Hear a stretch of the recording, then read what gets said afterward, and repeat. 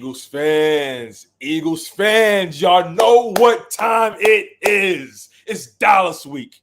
The Philadelphia Eagles are facing off. Y'all already know how we get down. This is your boy, Tone DeShields II, and I'm joined by my guy, my brother in arms, Philly Foothills from the nest out west, holding it down on the West Coast. My guy, introduce yourself to the people.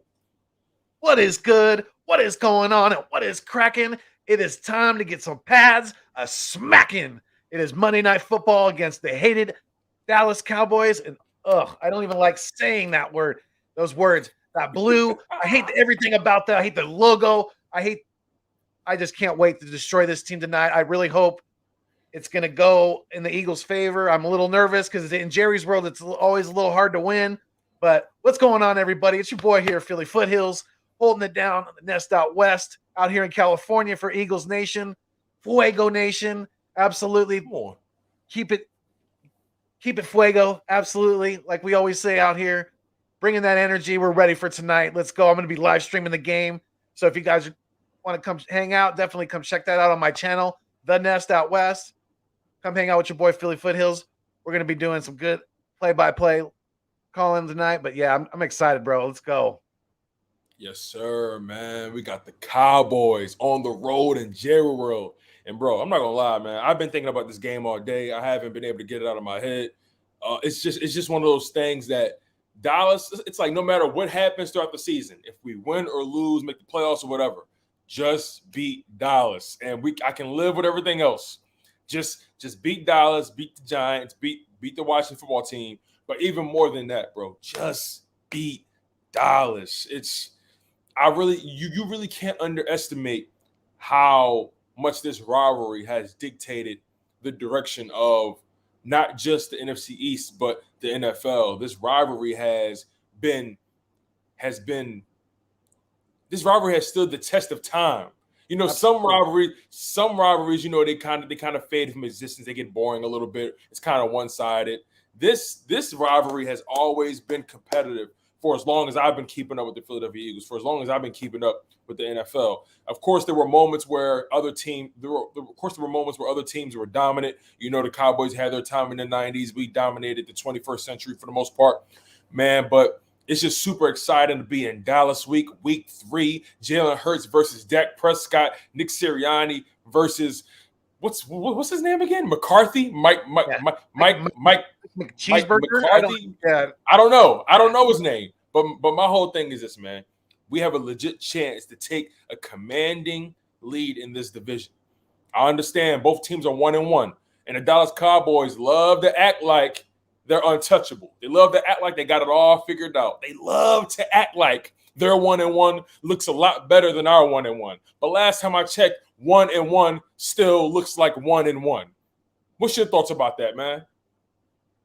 You know, and you touched on, or you said something that caught my attention. You know, this could be the start of a very, very heated and, you know, long rivalry between Dak Prescott and Jalen Hurts, because they are both still very young. Dak's only 28, you know, and he's looking like he's bouncing back from that injury pretty well. But, you know, yeah, of course, you know, the Cowboys fans always like to overinflate their team. They really do. And most of the Cowboy fans that I've been talking to, they think that they're going to blow us out tonight. And I don't think that's the case at all. You know, I really don't, because these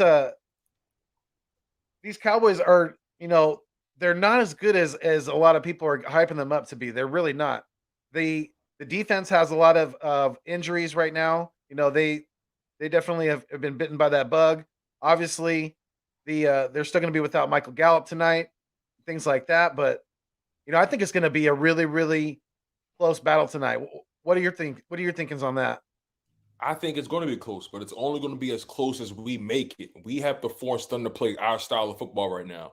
Let's be totally frank about it, though. The Cowboys have a much more loaded offense than we do. That's just a fact right now. Their offense looks a lot more potent than ours. That's just a fact right now. But what we have to do in order to win this game, and we're going to get into a lot more of that in the keys to victory. You know how we get down. But just off the top of my head right now, the Eagles have to force them to play their style of football. We have to play a lot of bully ball. But real quick, I want to shout out Big Play Slay, who's in the building. You know what I'm saying? Always showing love. Shout out Jamal Matthews, always showing love as well. Shout out to him. Giants stink, and so does Washington. Well, you know how we get down. Come on, man. That's a And yearly. shout out to Cal Bundy with the $4.99 super chat. Woohoo! My God, thank you so much, man. Cal. Truly appreciate the love, Cal Bundy. He says ESPN being on the Cowboys would like termites. Tell me about it. You would think Jerry Jones was putting money in their pockets, but I guess he kind of is, right? Just by him always being in the news cycle. But I got to admit, man, Jerry Jones, he's the ultimate salesman. He's the ultimate businessman. I'll give him credit for that. But, you know, shout out to Cal Bundy with the $4.99 super chat. Super grateful to you, my guy. Thanks for always supporting me and Philly Foothills, man. And also, we are streaming on 2 channels, you guys. We're streaming on 2 channels, not just mine. We're streaming on Philly Foothills channel as well. So make sure you guys go lock in on his content. We're trying to get that guy monetized as soon as we possibly can. We got to get those watch hours up. So you guys go lock in on my man Philly Foothills. Make sure you hit that thumbs up on both channels. Yeah, and going back to what you said about, you know, Jerry being a brilliant businessman. You know, that's always going to keep the team in the limelight. Yeah, that's great for their publicity, but in the same turn, he's always going to put the business and the dollar in front of the production of the team on the field. You know, he wants to get people in the seats. He wants to sell jerseys. He wants all of that above the team. Really, to me, that it's shown. I mean, the fan base continues to stay and grow for some damn reason. I don't know why. You know, I mean, it's that star is just it's satanic, like 500 says. You know, it's evil to me. It's pure evil. That there's not much more things that I hate in this world besides like human suffering and animal cruelty than. And I think that the Cowboys are probably third on the list right there. I mean, there's not much more on this earth that I hate more than the Dallas freaking Cowboys. Absolutely. And I if we can get the win tonight, it's going to be astronomically huge. It's going to take a lot. We're going to have to get continual pressure on Zach. Like you said, we're going to touch on this more with our keys to victory, but things like that. But one of my biggest is we just can't let Dak sit back there tonight. We got to get pressure on him. That's a fact. That's a fact. And on that note, how did you feel about Nick Sirianni wearing a Beat Dallas t-shirt all week? I'll be honest, real quick before you get into your spiel, I loved it. A lot of the mainstream media guys got on him about pandering and all that. Listen, I like my coach that understands the assignment. I love a head coach. I love anyone in business or anything of the sort. I love someone who understands the assignment, who knows what's at stake, who knows how to fully immerse themselves in the culture that they're a part of. What do you think? I mean, it's not even October yet, and it's never too early to wear this shirt. So, oh my, was that the Grinch taking the? Oh my goodness! Yes, it sure is. Yeah, he's got the Washington football team for the toilet paper. He's got the New York Giants as his footstool. And yes, he is using the Dallas Cowboy helmet as his toilet. Absolutely. Yo, that shirt is. Where'd you get that shirt? That shirt is fire. I think I got it online somewhere. I forget, but it definitely was online. You don't find stuff around here like that. Definitely, you definitely have to order it. But I think it was on Amazon. I think pretty much, yeah. I mean, my shirt says it all, right? I love Sirianni. I love it. You know, I'd be rocking the shirts with him right next to him. Absolutely. You know, if I had the chance. And hell yeah. Beat Dallas t-shirts. Absolutely. You know, like I said, it's never too early for the Grinch shirt because it may not even be, like I said, October. We're not even to Halloween yet, but hey, it doesn't matter because it's always hate on Dallas for me. That's a fact. It doesn't matter if it's Eagles Dallas week. It's always hate on Dallas. Oh my goodness. I hate Dallas so much. It's criminal. Like it's criminal how much I can't stand these guys. Yeah. Like you think about everything that comes with Dallas. You think about their colors. You think about the way they talk, the way they walk, the way they breathe. You think about all these things when it comes to the Dallas Cowboys, and it just makes you sick. But here's the thing. Nick Sirianni has to be careful because the same way how we're loving on him for this shirt, if we lose this game, people are going to liken this to when Doug Peterson called out the Dallas Cowboys and we kind of got smacked. So we had to take that into consideration, and he is positioning himself to either rise quickly or fall really hard, and then that just brings us into the latest history of the Philadelphia Eagles Dallas Cowboys rivalry. In 2020, we both split the matchup in Week 8 and in Week 16. In Week 8, we beat them 23-9. In Week 16, we lost 37-17. In 2019, we split the games again. We lost the first matchup in Week 7, 37-10, and then we came back and won in Week 16, 17-9. And then in 2018, we just didn't look good against Dallas at all. They smacked us around that whole season. Both teams made the playoffs. Both teams had a wild card win, but both teams also lost in the division round.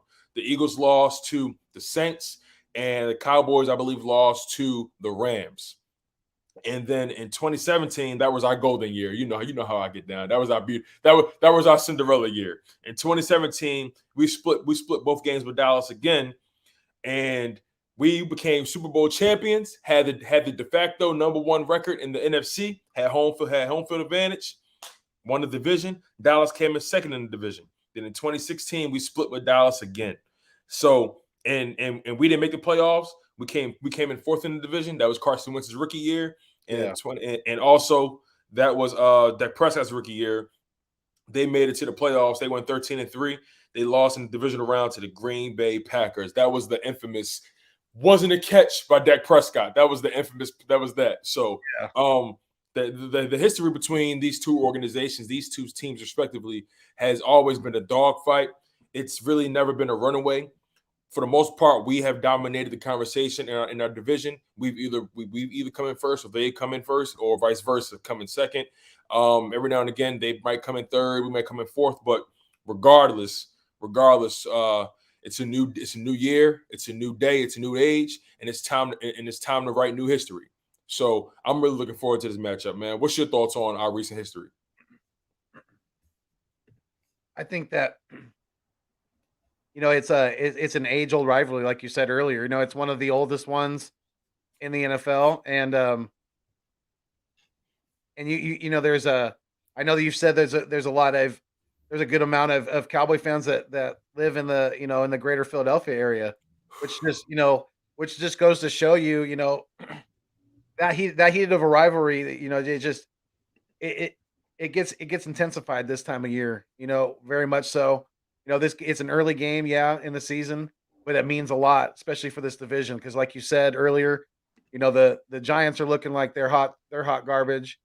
Daniel Jones is showing his true colors, and the football team, their defense was supposed to be top 10, and they're looking like they're going to be bottom 10 at this point.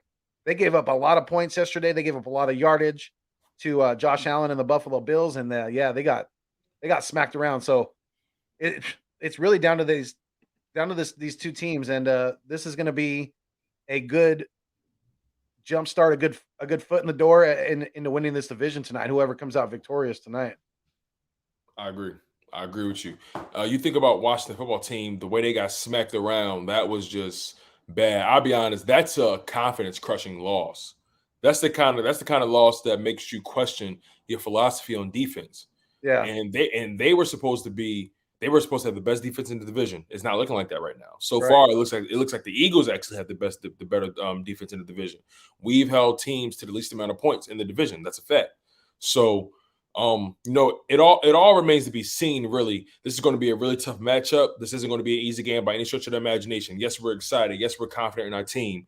But me and Foothills equally know this will not be a cakewalk. This is going to be the toughest matchup of the season, in my humble opinion.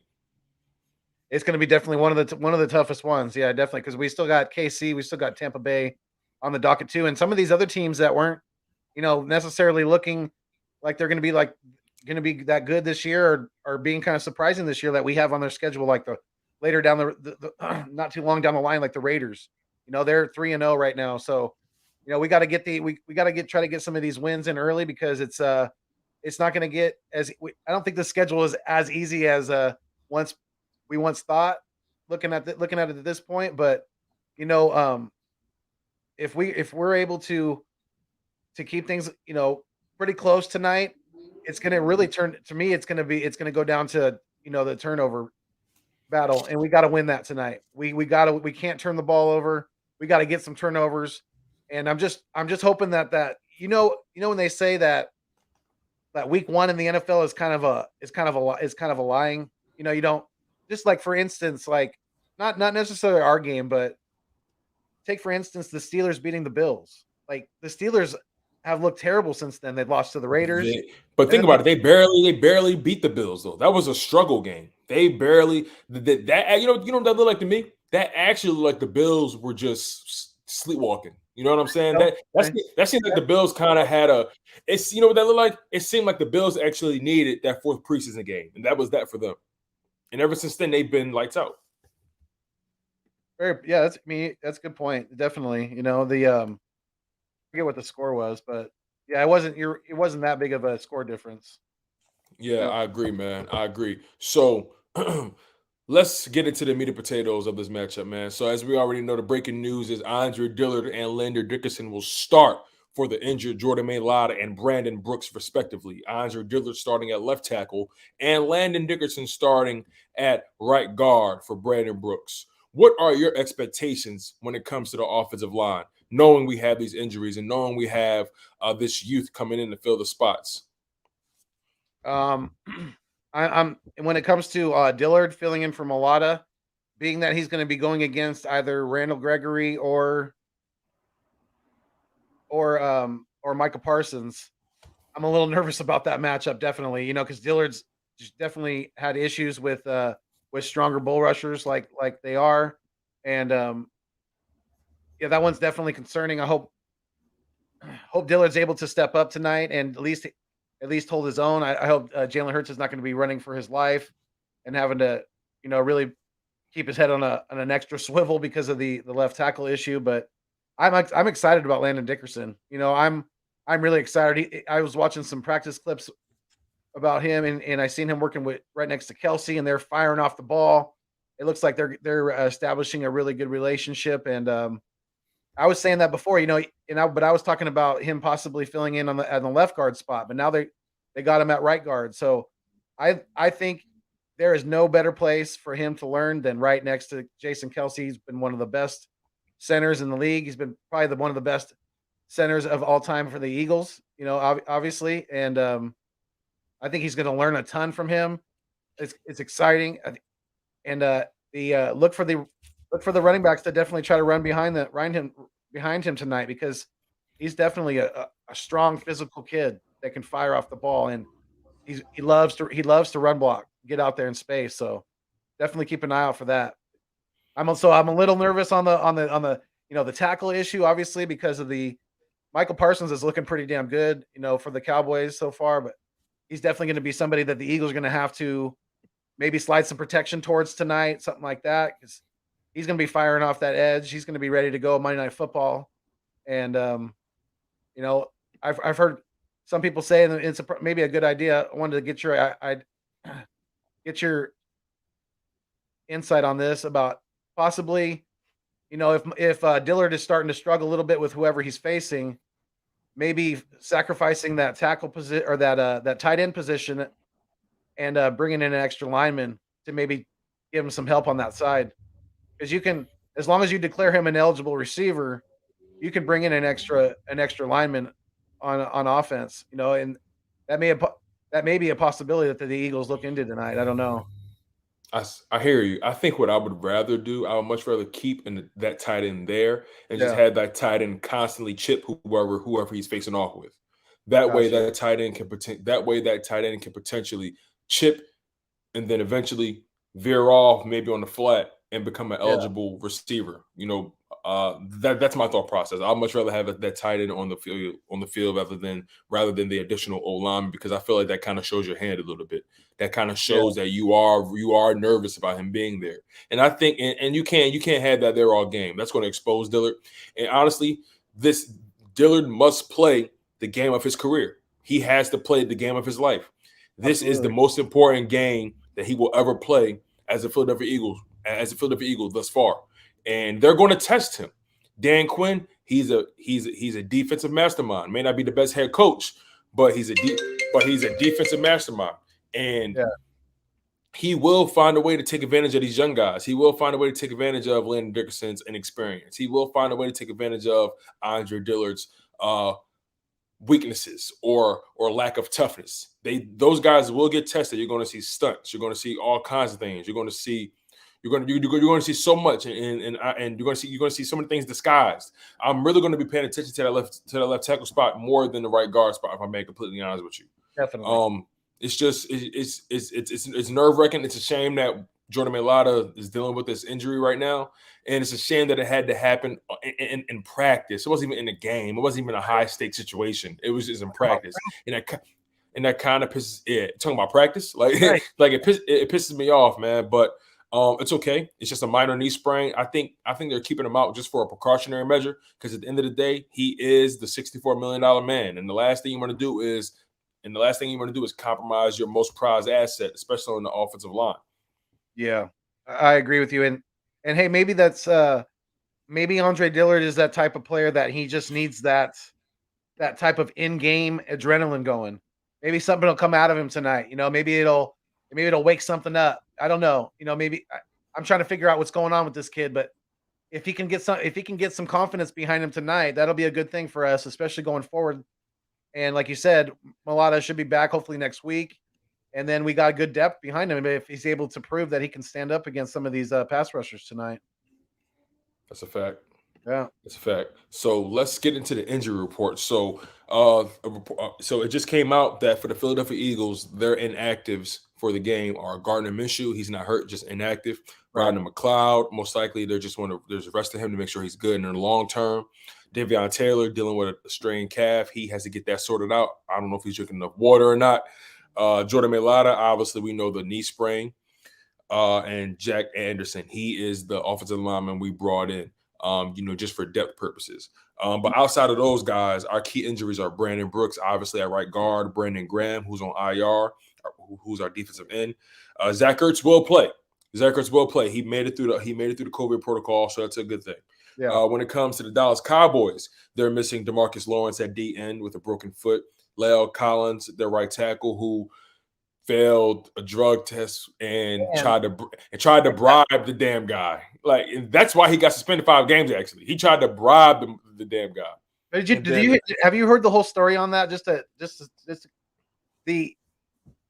It's crazy because even without appealing it, right? Yeah, but listen. The NFL dropped it from 5 to 2. And then he had tried to appeal that. So the judge turned around and said, okay, well, not only am I going to keep it at 2, but I'm going to put it back to the original 5. Wow.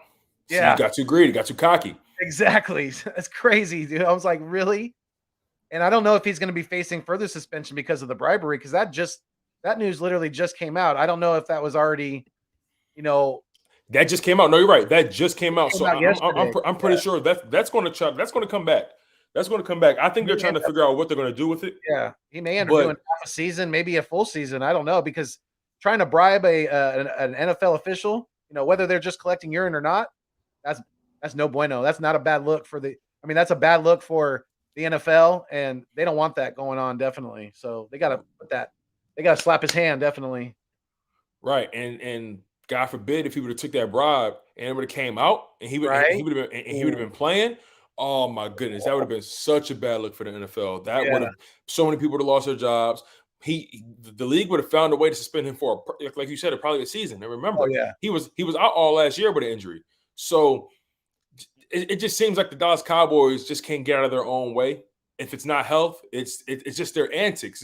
It's them just believing they're above everyone else. And that's the Dallas Cowboy mentality. Right. It's ridiculous. And he had drug issues, if I'm not mistaken, coming out of college anyway. That's why he dropped a little bit in the drafts. But yeah, back to the injury report. I mean, the Cowboys are out some key guys. they lost a guy to COVID, right? They're one of their linebackers, Keanu Neal, I think. Is that Yep. his name? Yeah. Yep. You're absolutely right. Lost Keanu Neal. Yep. They lost that guy. He's in a COVID protocol. And with Obviously, they're without Michael Gallup. They're right. missing Dorrance Armstrong on the D line. They're missing Carlos Watkins.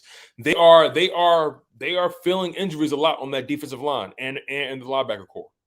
That's why this offensive line needs to take advantage of that tonight. They got to fire off the ball when they're, when they're run blocking for these running backs. They need to open up some good running lanes and just let these guys eat tonight. F Zeke, man, he's going to be starving tonight. Our defensive line is coming after Zeke. To me, it's more of Pollard that we got to worry about, especially running on the outside, because San Francisco kind of exposed to us last week on that. They seen that we were stuffing that run up the middle big time. Shout out to Javon Hargrave. He's been playing lights out. He's got to continue that stellar play. He's earning his money definitely this year. He's been listening to us because he's fired. He's coming out the gates definitely fired up and earning his keep. But yeah, we got to be more disciplined on those outside runs. We can't let Pollard get out there because he'll kill us. And you said something key just now, man. Discipline. That's one of my keys to victory. Discipline is so huge. When you think about the Philadelphia Eagles through the first 2 weeks of the season, the key reasons why we haven't been as dynamic as we could have been, if you take away even in the first game, we could have put more numbers on the board, but we lacked discipline in key moments. We lacked discipline when it mattered most. And it came back to bite us in week 2 against the San Francisco 49ers. We had random unnecessary reference calls. We had false starts. We had illegal touching. There was just a lack of discipline on both sides of the football, and you cannot have that. You can't have that. Exactly. That's what it was, a personal foul, yes. You cannot have, especially knowing the way this team is built currently. Let's be totally frank about our situation as a franchise right now. This team is not as dynamic as we would like them to be yet. And that's okay. They're a young developing team. They're still trying to figure out what their identity is on offense on a consistent basis. But we're not built right now to consistently bounce back from penalties like we've been experiencing. We're not built to bounce back from a 3rd and 25. We're not the Chargers. We're not the Chiefs. We're not the Buccaneers. We're not the Rams. We're not them. We're not that talented yet. We're not that dynamic yet. And I'm not saying these guys don't have the potential to be that talented or Nick Sirianni doesn't have the potential to be that dynamic of a head coach to draw some things to get us out of bad situations. But the thing is, though, with experience comes execution. And with execution comes absolution. You can't be stopped when you're executing properly and you take advantage of the experience that you've been granted with. We have to take everything that Dallas gives us, and we have to remain extremely disciplined on both sides of the ball, even in special teams. And we can't overthink it. We can't get tricky in the red zone. And listen, if you're on the 1 yard line or the 2 yard line, punch it. Run the ball 3 times. I can live with that. Run the ball 3 times. And we have to dominate time of possession. What are your thoughts on the keys of victory?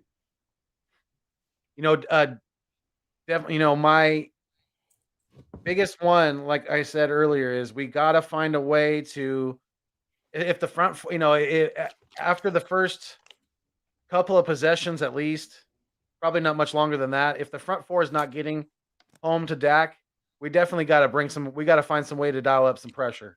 We really do. And I'm not saying bring the house, but do mix in a safety blitz or mix in a corner blitz, something like that. Just find a way to bring pressure on Dak, get him off his spot, because he's already said it. He wants to stay in that pocket and throw the ball. That's what he wants to do.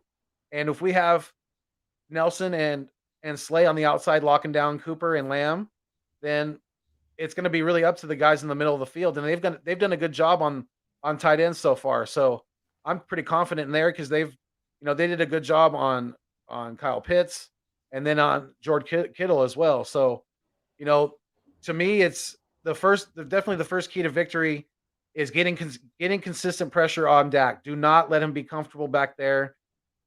The second one, like you said earlier, discipline. It's got to be, we have to be very disciplined on defense. We cannot let Tony Pollard get on the outside and kill us in the run game. We gotta get guys flying to the ball, gang tackling, doing whatever we can to limit this Dallas offense, because if they get going, we've seen what they're capable of. And like you said earlier, they're definitely more set up for the long, they're set up right now. Set up for the now. Right exactly. now. Yep. They're set up for the now. You're absolutely right. Yeah. So getting pressure on Dak, definitely. We got to do that. We got to be disciplined on defense. And my third key to victory is finding a way to win the turnover battle. Get a strip sack, get an interception, exactly. Recover a fumble on a special teams play. Something, just make something happen. We got to win the turnover battle tonight, because to me, I think that's gonna be the swinging factor, definitely.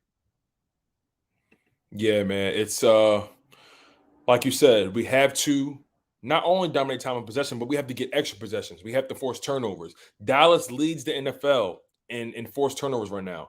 But I'll be honest, those turnovers to me are fool's gold. Some things just some of those turnovers didn't really look legit to me. I'll be honest with you. They just didn't. But at the end of the day, they took advantage of the opportunities they were given. They showed awareness to get the ball when they needed to get it, and I'm not going to knock a team for that, because if it was us, I'll be saying to myself, "Hey, we got those turnovers. They shouldn't have made a mistake." So I'm going to give the Dallas Cowboys respect in that regard.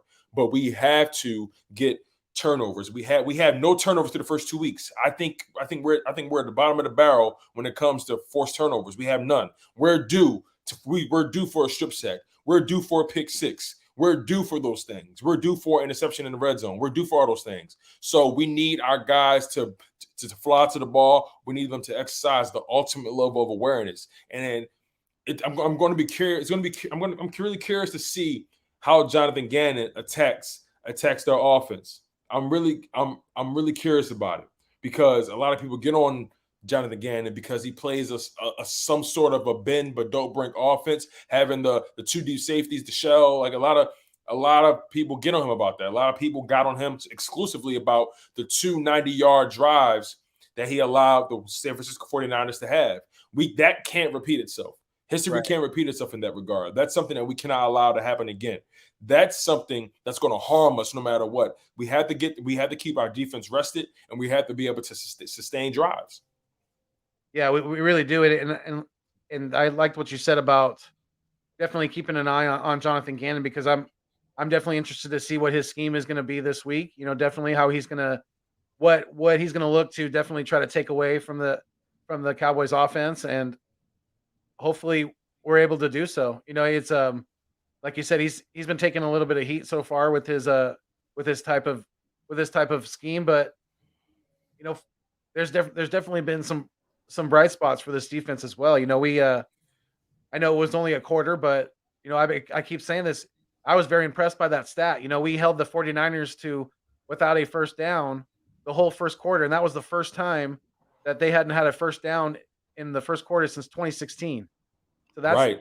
That's something that's little. That's like you said. We're building. We're growing as a young team. So those are the things that a defense can use to build confidence on and take the right steps in the future. And I just hope that I hope Gannon gets maybe a little bit more aggressive tonight and tries to dial up a little more blitzes, because I don't know, our secondary is leaky to me without McLeod back there. There's a little susceptible, and they're not going to be able to hold up if Dak's just sitting back there, sipping his tea and resting on his sleep number bed. and the thing is, though, Dak Prescott, to your point, he actually responds pretty well to the blitz. He's actually not that bad of a quarterback in the blitz. He's actually pretty efficient, believe it or not. So it's not just going to be blitzes that we have to do. We have to be disciplined in our coverages as well. Yeah. They're going to attack our linebackers in the pass game. They're going to, because we don't really have that many linebackers who are that dynamic in pass protection. We just don't. Or defending the pass, rather. Excuse me. Our best guy is Eric Wilson. TJ Edwards, I don't trust him dropping back. I don't trust him in man-to-man. Alex Singleton, he's so. But if I blitz anybody out of my linebackers, I'm sending TJ Edwards. because he's better when he's going forward, not when he's backpedaling. Yeah, I agree. Definitely. It's a shame that Davion Taylor is still going to be out because I was hoping that he might be back this week, but the linebacker position is definitely going to be key tonight. They're going to have to be very, very disciplined in their, and like we keep using that word, but in their lanes, in their. It's the most important word of the night. Yeah, and it's the most valuable word of the night. It's the word that's been lacking in the first 2 weeks. We had to play disciplined football. Here's my thing: when the other team is more talented than you or is more loaded than you, it's the old adage of brains versus brawn. We have to use our brains in this game. Yeah, we can't rely so much on brawn. Now when it comes to brawn, in this respect, this is where brawn comes into place. We have to play bully ball. We have to run the ball down their throats. We have to make this such a physical game. It has to be a war of attrition. We have to wear down their defensive line and keep those guys on the field and sustain drives. It's going to be so important to wear down that Dallas defense because they're really not that good. They've allowed so many yards in the passing game, and it's something to be said about that. We have to take advantage of their deficiencies. We have to take advantage of what they give us. Yeah, I mean the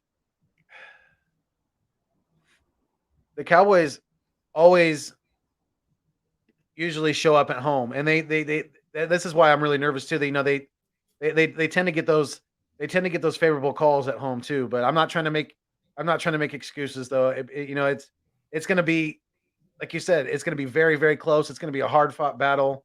It may come down to the last possession, and just we got to be able to, like you said earlier, sustain drives on offense. We cannot allow them to control the ball on offense, to establish a run game, have those long drives like we gave up against San Francisco. That could, like, you absolutely were right. You that cannot continue at all. It really can't, because if that does, then the defense is not only going to get worn down, but you're going to see injuries continue to pile up. So, yeah, Ryan Kerrigan's he's going to be filling in for Brandon Graham pretty heavy tonight. So keep an eye out for him because he loves these NFC East battles. So he's going to be flying around the ball tonight too. So definitely, keep an eye out for Kerrigan. But yeah, I mean, Sirianni, we can't have. That's what I was going to say too. We absolutely cannot give up. We absolutely cannot give up any free points tonight. If we have a fourth down within field goal range, take the points especially in the first half. You just can't do that. That was such a boneheaded move last week, and it was a rookie coach mistake. I'll chalk it up to that. But the play calling, we're not even going to get into that. That was atrocious, and be more original. Definitely, the Philly special needs to be definitely scrapped for now. But retire it for now, please. Yeah. Hang that up. We just can't. We have to get, like you said, when you're going against a team that is more set up to win right now, more loaded right now than you are, then you got to take every point that they're going to give you. So exactly, it adds up. It adds up. Because listen, I don't care if you're kicking field goals every time you go down there, kick the field goals, and let's just say they scored 2 touchdowns on you, and we made it down there, and we kicked 4 field goals. That's 12 points you have, and they have 14. You kick another field goal, you win 15-14. A win is a win. My thing is, like you said, just stack the points. Just take anything they give you. Do not leave empty-handed, because all it does is just put more pressure, and also it puts you in position to win those games that are decided by 2 points or 1 point. You know what I'm saying? You have to take all the points that come your way. And then on top of that, we have to win in the trenches. The battle in the trenches is going to be amazing because there are injuries on both sides of the ball for both teams, and both teams have a pretty potent running attack. The Eagles need to invest more in it. They need to commit to it a little bit more. I want to see Miles Sanders have at minimum 20 touches today. I need to see Miles Sanders go off today. Who do you think? Well, obviously, we all know who we think is going to win the matchup. But what are your thoughts on the matchup on our offensive line versus their D line, and vice versa, their O line versus our D line.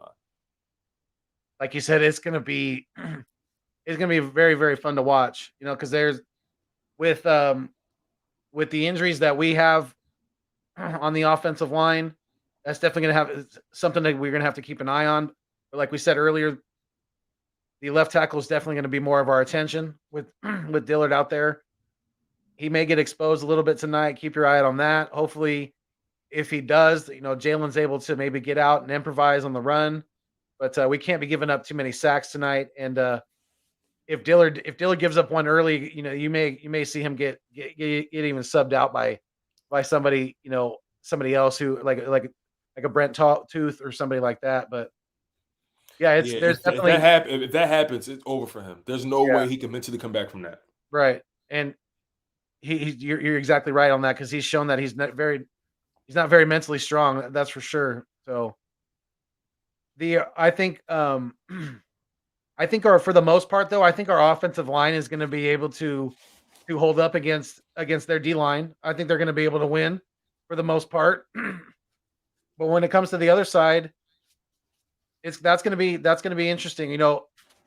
The loss of Brandon Graham is bigger than a lot of people really think, and I'm talking about on the field. Because his presence, all that. Yeah, he is like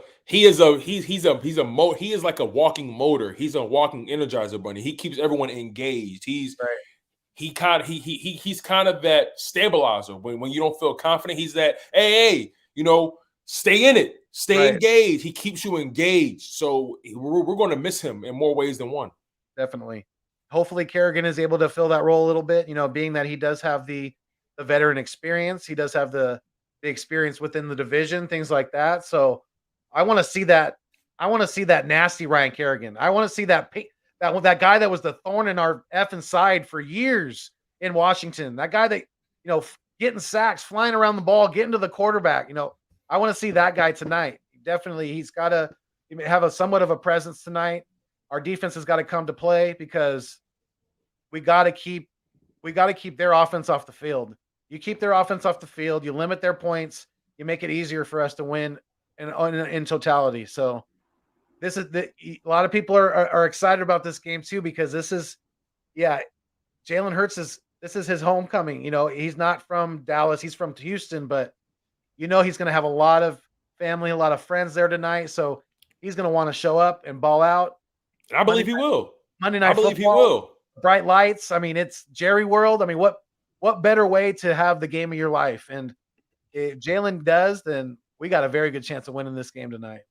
And you brought up the perfect segue: Jalen Hurts versus Dak Prescott. It's going to be such a battle between those guys. And obviously, quarterbacks don't play other quarterbacks, but it's just going to be amazing to really see how these guys both respond to the adversity that's going to come their way. It's not going to be smooth for either of these quarterbacks. But Jalen Hurts is clearly the more mobile quarterback. Dak Prescott, I think he only has he doesn't have any more than 10 rushing yards on the season. He has become a pocket quarterback, and he has developed into one. He has been, I can't knock it. He has evolved, and we have to give Dak Prescott the credit he deserves in that regard. He has proven to be a legit top 10 quarterback in his NFL. Dak Prescott is a top 10 quarterback in his NFL. That's a fact. I don't care if you hate the Cowboys or not. He is a top 10 quarterback, and we have to give him his flowers. But Jalen Hurts, he's coming. And Jalen Hurts has an opportunity to make a statement. If he can outshine Dak Prescott, this opens the conversation of who has the higher upside in the division. We're already seeing Dak Prescott starting to get into his prime.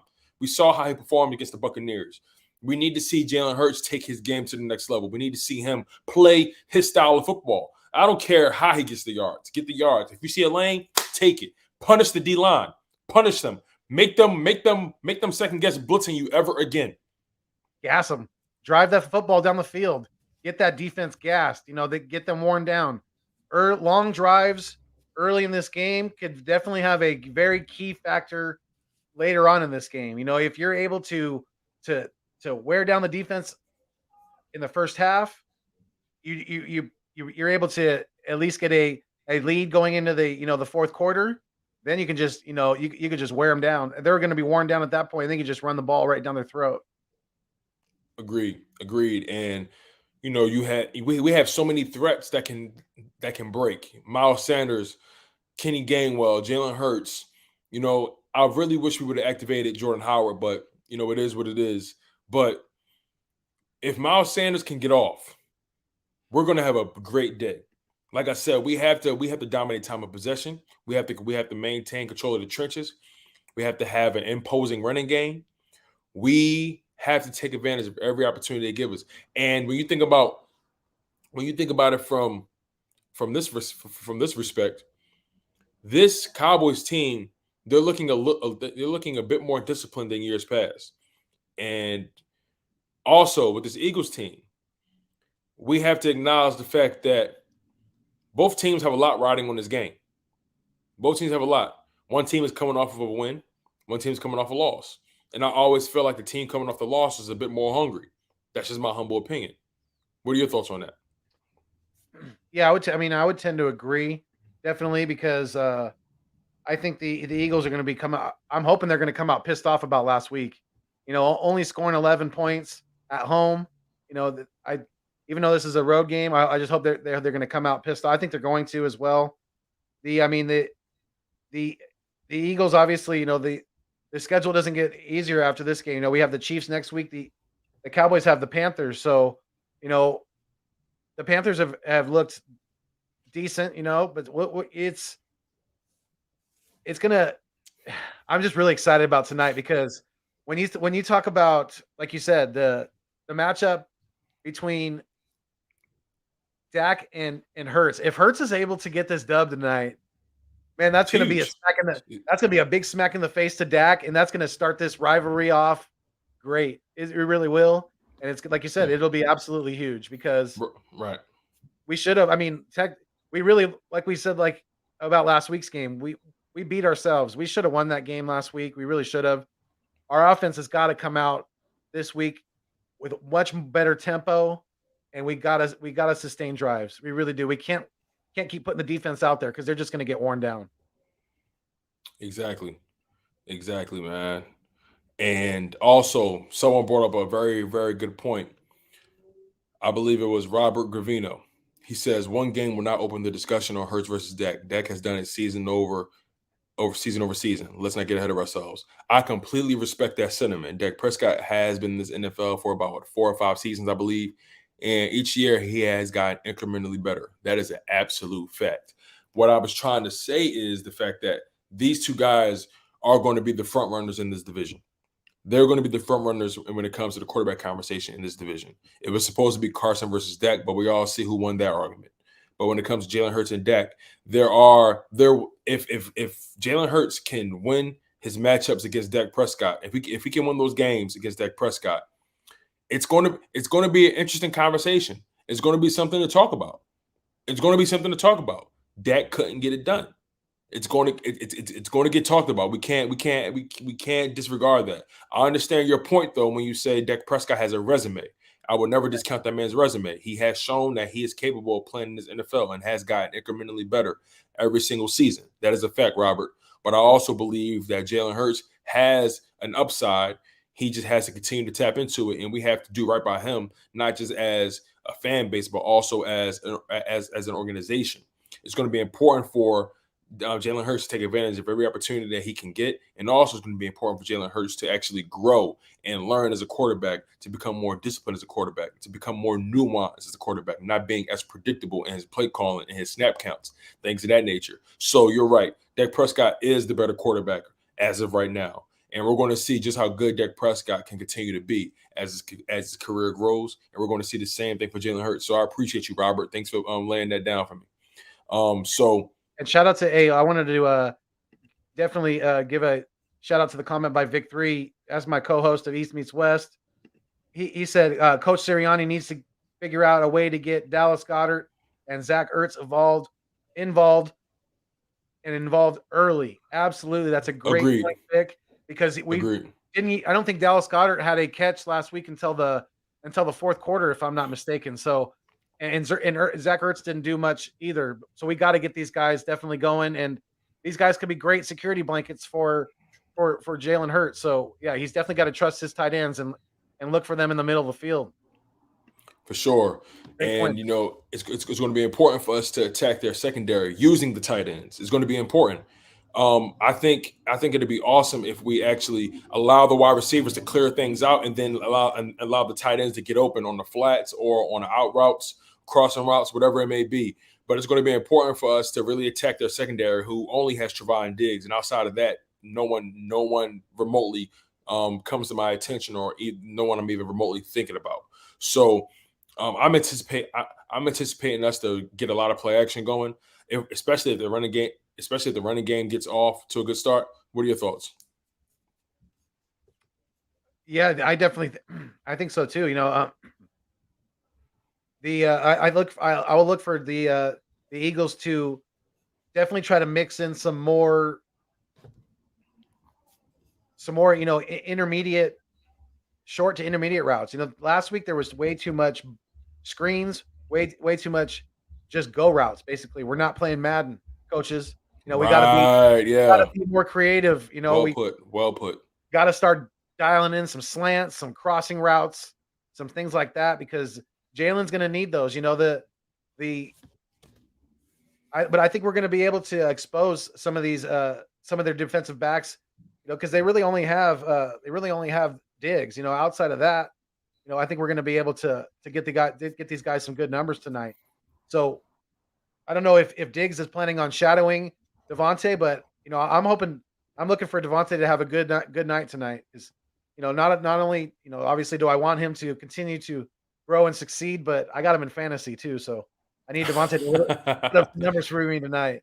Hey, listen, don't be surprised if Devontae got some family at that game too. He's from the South. He's from Louisiana, so don't be surprised if he got some family at that game as well. Those guys, I'm telling you, those Alabama boys, they looking to show out tonight. I got a feeling the Eagles are pretty decent on Monday night. I'll give them that. So it's going to be really exciting, man. I'm so looking forward to this game. I'm so looking forward to the matchups. I'm so looking forward to seeing us just come out with a vengeance and actually have a confidence about us. Have a level of continuity. Right. I really want Devontae Smith to start to come into his own. Jamar Chase has found his juice. Jamar Chase found his sauce. He scored 2 touchdowns yesterday. So I think it's about time Devontae Smith starts to make a name for himself in this NFL. He has 1 touchdown on the season so far. He didn't have a good game last week, but that really wasn't much of his fault. But what are you expecting to see out of this wide receiver core? I'm expecting to see a lot better production than I saw last week. That's for sure, because the limited amount of offensive production that we had last week is just it's not gonna win you games against damn near anyone. Probably not even the Jets or the Bears at this point, because we looked pretty abysmal on offense last week. Definitely got to take our shots when we can,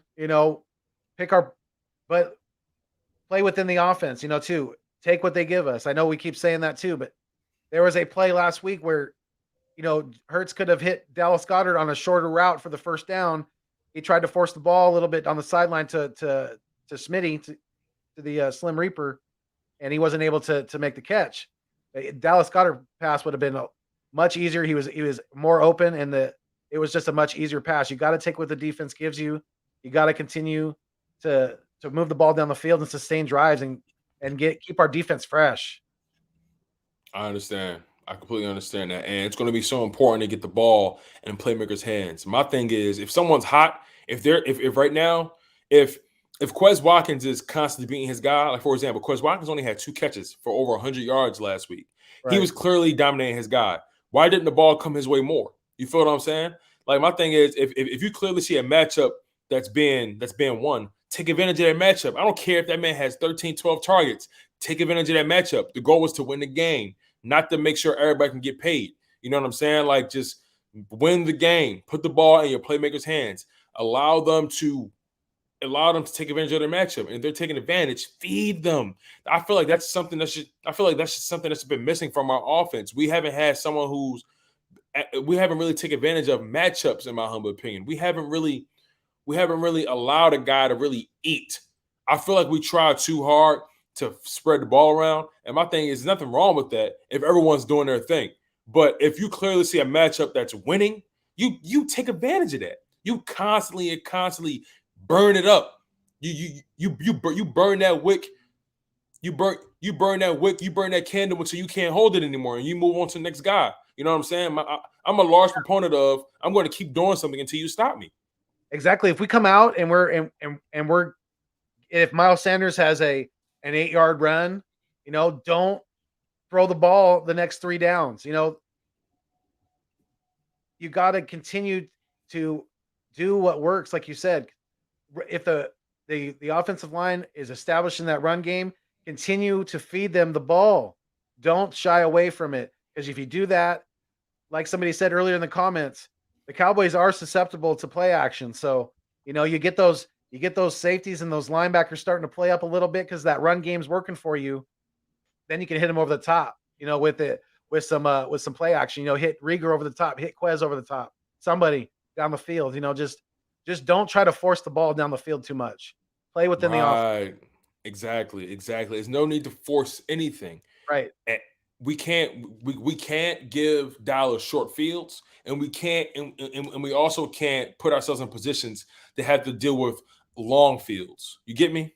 We need the week 1 Jalen. We the smart, the kid that was throwing the ball the way on the sideline without avoiding a sack. I think it was before the half or something like that. But just the smart plays of tiptoeing the sideline there, getting the ball away, and knowing where he was at, knowing you just live to play another day, and you get the ball out of there.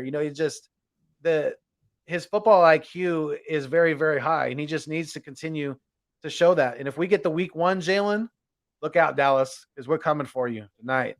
Yeah, and Foster Parks just said something interesting. He said Miles will get his first rushing TD this season. Miles Sanders doesn't have not one rushing touchdown on the season yet. That's troublesome.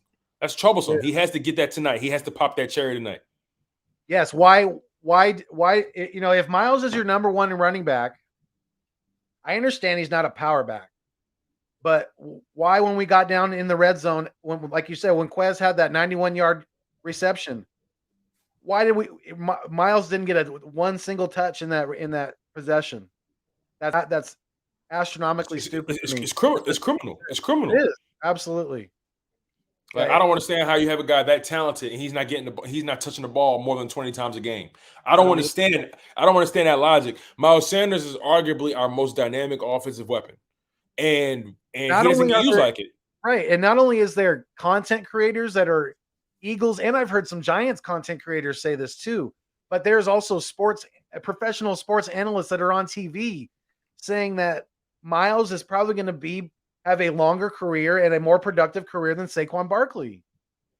He's going to be there. That's saying something.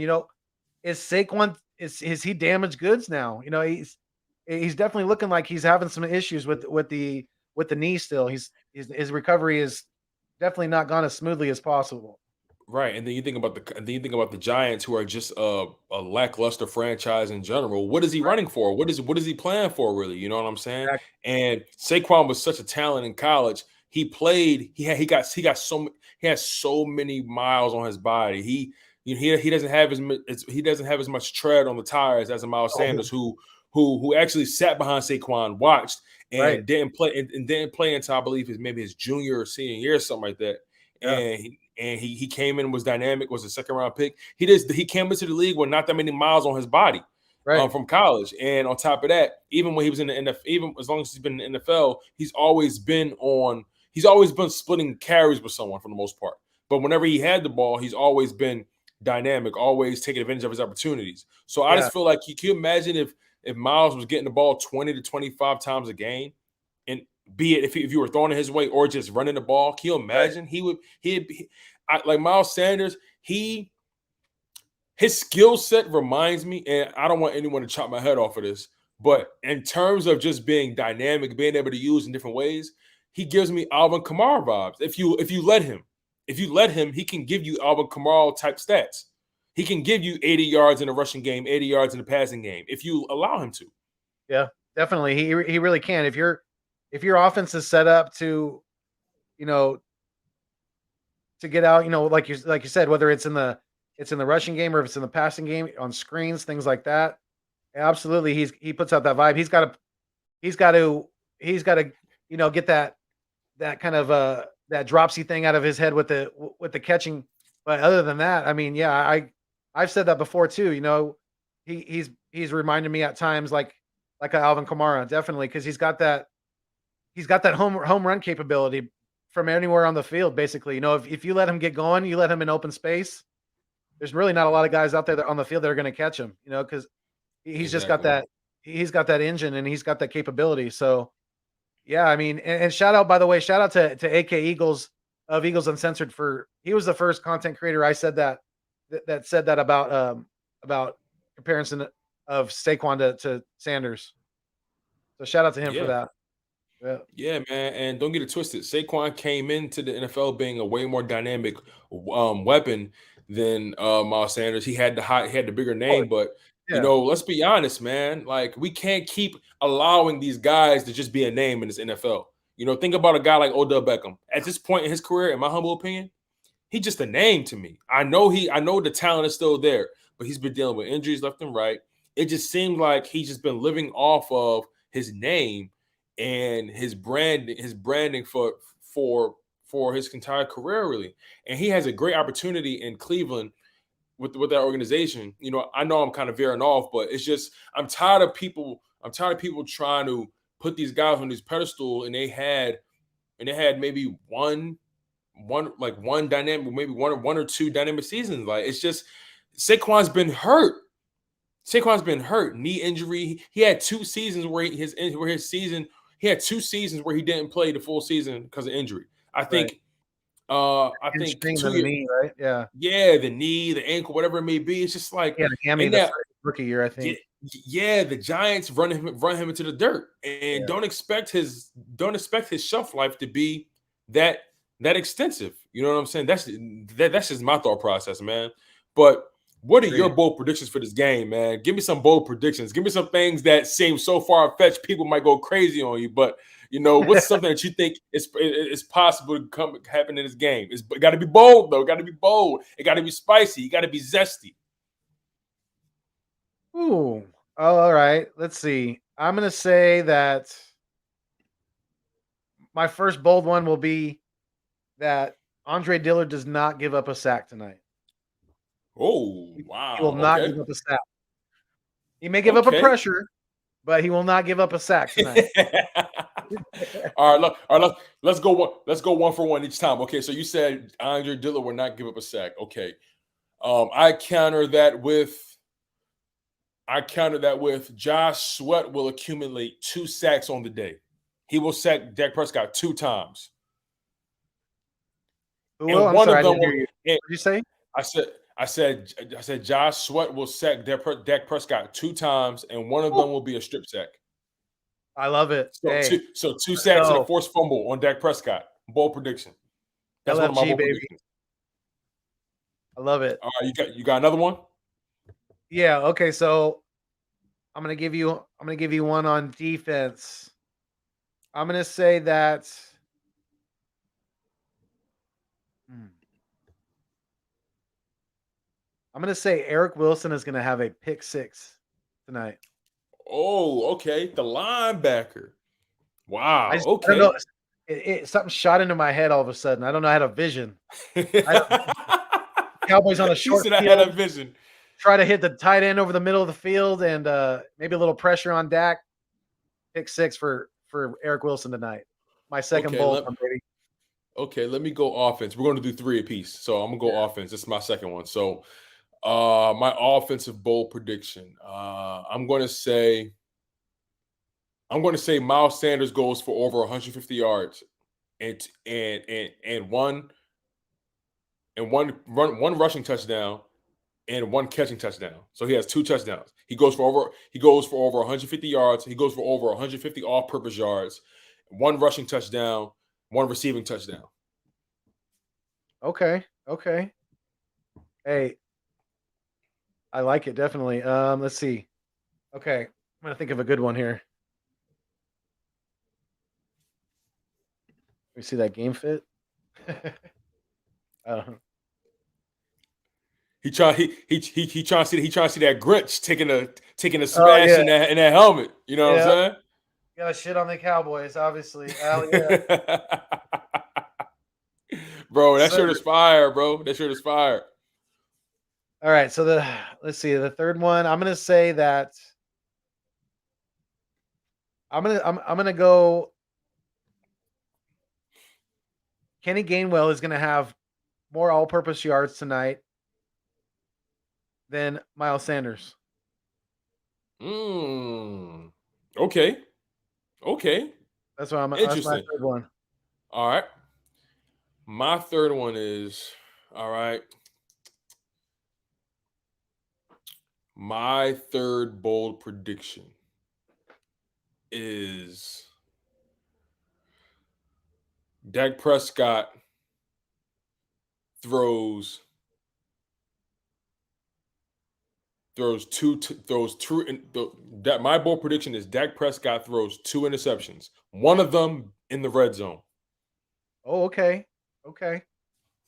That'd be big. If we get a turnover, I mean, we need to get turnovers. Period. If we can get a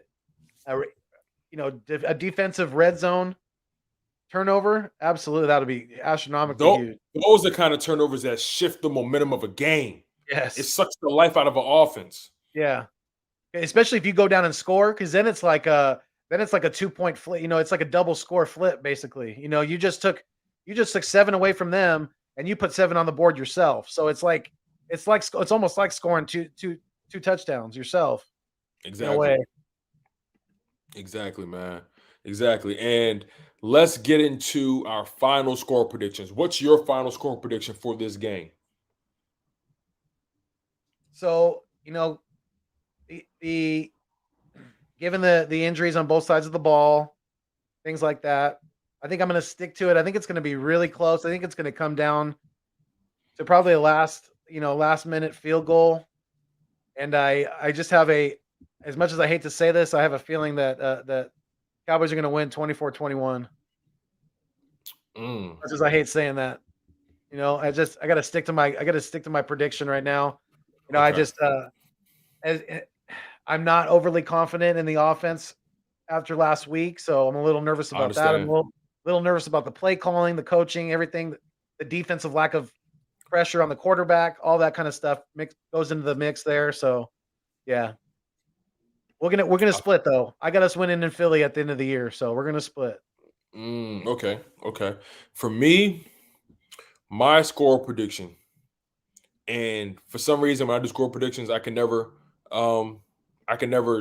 say we're going to lose. I'm always hoping for that win. I always hope for that win, man. But for me, my final score prediction for this game is Philadelphia 23, Cowboys 20, Cowboys 21, Eagles 23, Cowboys 21. Ooh, that's close. Yeah. Okay. It's going to be close. Yeah, definitely. If we can stop the offense, keep them out of the end zone, and force them to, if they get into range, force them to kick field goals. Yeah, Zerline did kick that game winner last week, but he struggled in week 1. So I would love to put the game on his shoulders. I would absolutely love that, because that means that we're limiting their drives, their offense, and yeah, let him kick field goals. Definitely, especially long ones. Yep. Agreed, man. Agreed. So, man, this has been an amazing live stream, as it always is, my guy. You know how we get down. This is, it's Dallas week, man. It's Dallas week. How can we not be excited? How can we not be elated? How can we not be over the moon about this?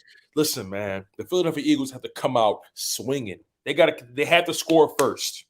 If we score first, that's going to put Dallas on their heels. That's going to force them to throw that ball more than they want to. We can't allow them. I feel comfortable forcing Dak to throw that ball 50 times, because that means he's playing catch up. That means he's trying to make up for a loss.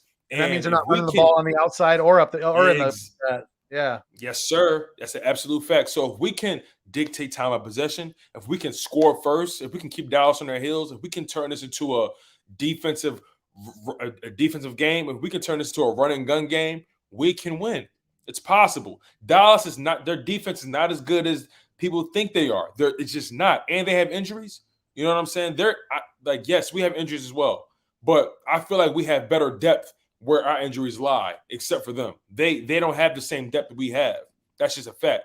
But that comes when you got a lot of money tied up in the running back position. You got a lot of money tied up in the quarterback and the wide receiver position. It's a lot of money tied up in that O-line. So they don't have as much depth as us. So I feel as though we can take advantage of that lack of depth on their part if we keep their defense on the field, keep our defense off the field, and we just sustain drives.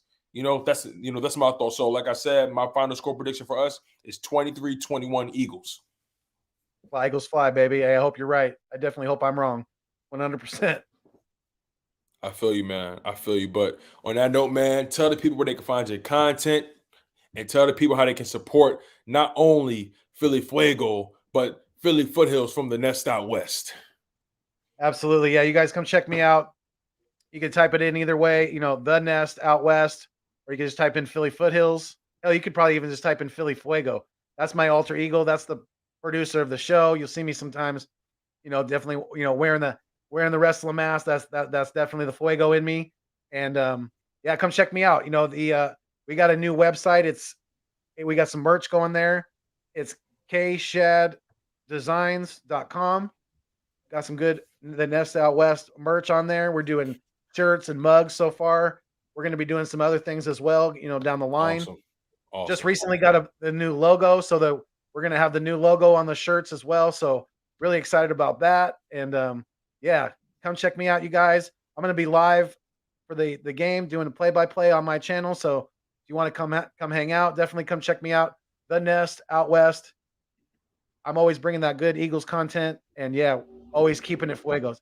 Thanks for watching us, you guys. Thanks for everybody in the chat and the live stream tonight. We really, really appreciate it.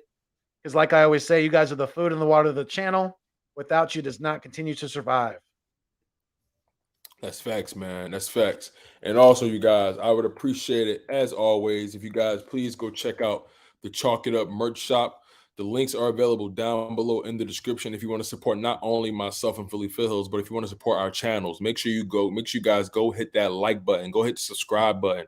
Also, please go make sure you guys hit the notification bell. And make sure you guys are well aware when we post, because the posts come fast, they come out hot, and we need your support, man. The more you guys support, the better and more fuego the content will be. Like I always tell you guys, man, we got so many different items. We got charges to the game tees, charges to the game hoodies. We got Chalk It Up hoodies, Chalk It Up tees, face mask, whatever you want, I got it. And whatever you need, we sure can provide it. You know how me and Philly Fuego get down here, not only in the Nest Out West, but at Chalk It Up, where no matter if we win or if we lose, we just got to charge it to the game. One love, stay humble, stay healthy, and most importantly, stay hungry. And Fuego, we out of here. Peace.